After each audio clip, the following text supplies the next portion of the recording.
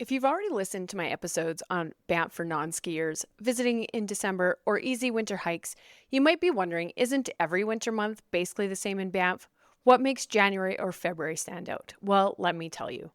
While December has the festive Christmas magic, late January and February has something equally spectacular: the SnowDays celebration and the Ice Magic ice carving competition. This is a really fun time to come to Banff. Welcome back to the Banff Travel Podcast. I'm Celine Brewer, a Canmore local and Banff travel planning expert, and I'm here to help you have the best trip to the Canadian Rockies. I've already covered winter activities in episode 38 on Banff for non-skiers, the winter activities that start up in December in episode 35, and easy winter hikes in episode 37. So today I'm keeping this episode focused and a little shorter because honestly, most winter activities are consistent from December through March. What I want to talk about is what makes late January and early February special, and that's the SnowDays Festival in Banff. By this time of year, all those winter activities I've covered in previous episodes are in full swing. The ski hills have great snow, the ice skating rinks are well established, winter hiking trails are packed down, and the entire region has that winter feel. But on top of all that regular winter magic, you get this incredible festival that truly sets this time apart. Now let's talk about why late January and February deserve a spot in your calendar.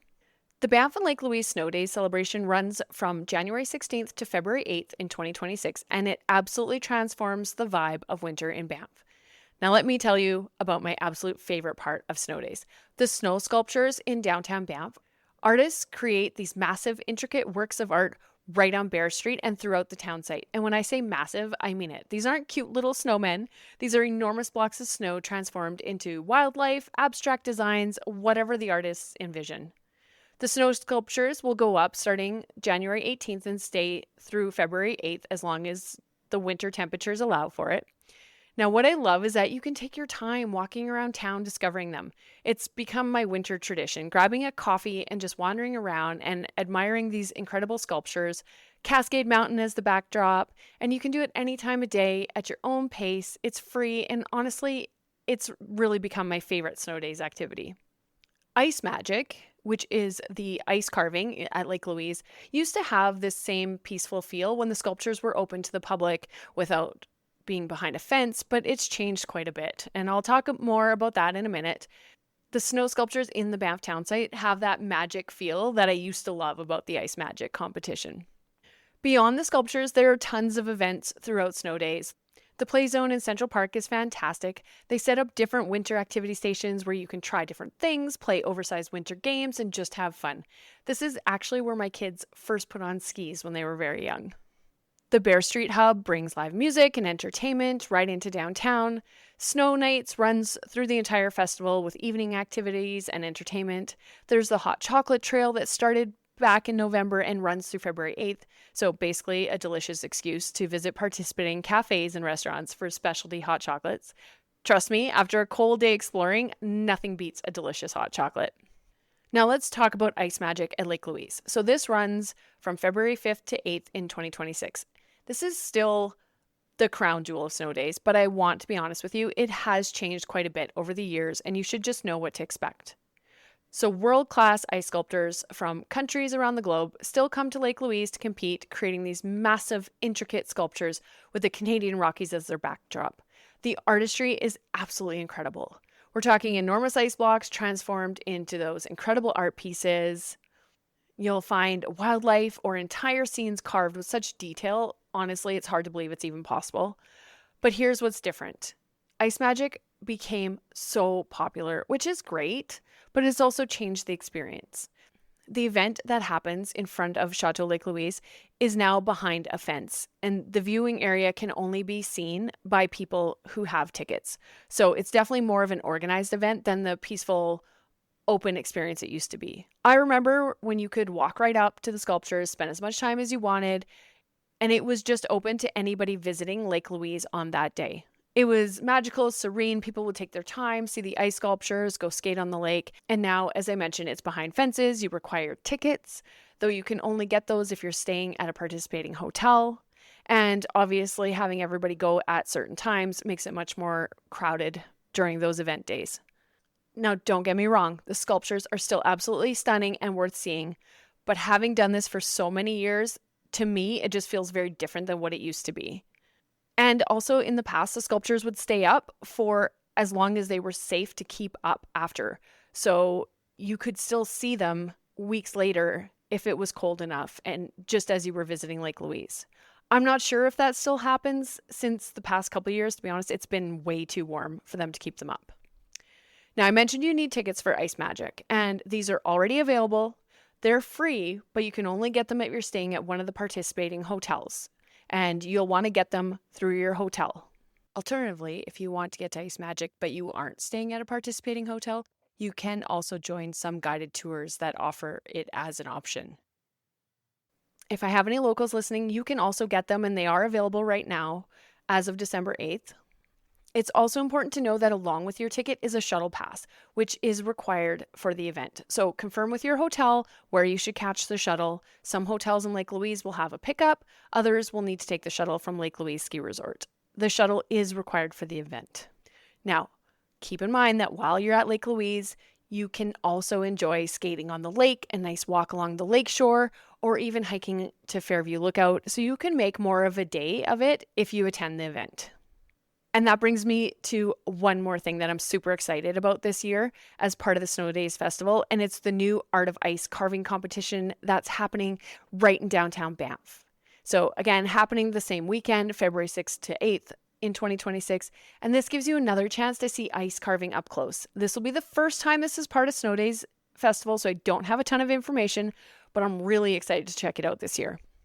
Now, beyond the SnowDays Festival, there's another reason late January and early February are usually fantastic times to visit.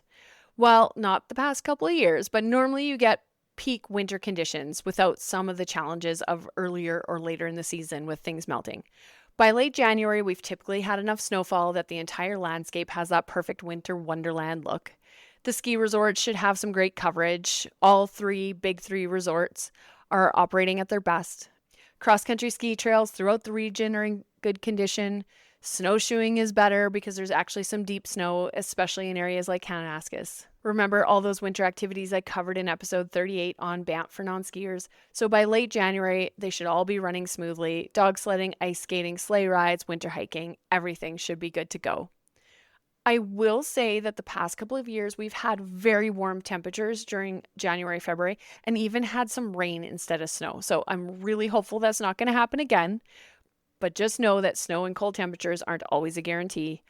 But even then, you can usually find snow somewhere, either deep in Kananaskis. Last year, even crossing over into British Columbia, into Yoho National Park, had way more snow than we had in Banff or Canmore. So you really just never know. And then there's one other thing that I really appreciate as someone who lives here. Late January, early February just don't have that same busyness as the Christmas New Year period. Plus, the daylight hours are starting to get longer. Early January, obviously, has still quite short days, but by late January and February, you're gaining several minutes of daylight each day, and it makes a bigger difference than you'd think. If you're planning to visit for SnowDays, whether it's in 2026 or in a future year, here's what you need to know. The festival typically runs for about 2 weeks, mid to late January. The exact dates change each year, so check the Banff and Lake Louise tourism website for current year dates. The Ice Magic competition usually happens on a specific weekend within that time frame, typically the third or fourth weekend in January or maybe the first weekend in February. You want to book your accommodations as soon as you know your dates. SnowDays has become increasingly popular, and while it's not as intense as Christmas booking, the good places will fill up. If you want to do things like dog sledding or sleigh rides, you definitely want to reserve those in advance too, because the festival will bring extra visitors, so activities that might have same day availability might be booked up during SnowDays. For the Ice Magic competition itself at Lake Louise, you need to be staying at a participating hotel, and tickets are required. Or you need to join a guided tour that offers Ice Magic as an option. But don't forget that there are plenty of things to enjoy right in the town of Banff, including the snow sculptures, ice sculptures that'll be new this year, and so many other things. Now, while SnowDays is such a fun addition to winter, remember that all the other activities are still going on and are a fun way to spend your days in Banff. I recommend trying something new, a new winter sport, and don't forget those hot chocolates to warm up afterwards. Since I've covered winter preparation extensively in my December episode and winter activities in my non-skiers episode, I'm just going to give you a few quick practical tips. Winter driving, you always want to check weather forecasts, road conditions daily on Alberta 511, and avalanche forecasts on avalanche.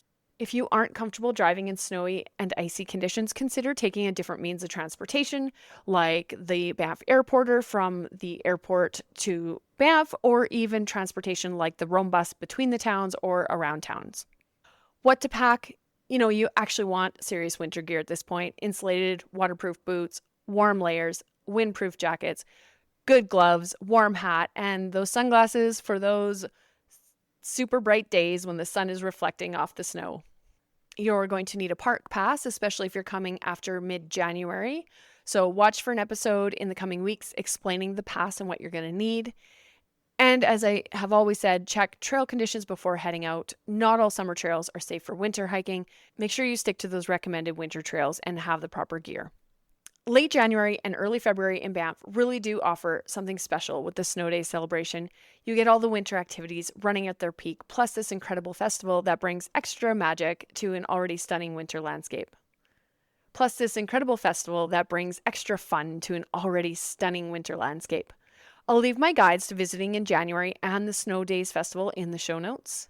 And if you're planning a winter visit and want more guidance, grab my winter travel guide at travelbanffcanada.com. And for a complete ready-to-go itinerary, check out my 7-day Banff winter itinerary. If you'd like more help, I always offer one-on-one Banff travel consultations where I can help you build your itinerary to suit your travel style. Thanks so much for listening to the Banff Travel Podcast. If you have questions about planning your SnowDays visit or winter trip to Banff, head to banfftravelplanning.com/podcast and send them my way. Until next time, bundle up in those layers, embrace the winter magic, and I'll see you out admiring those incredible ice sculptures at Lake Louise.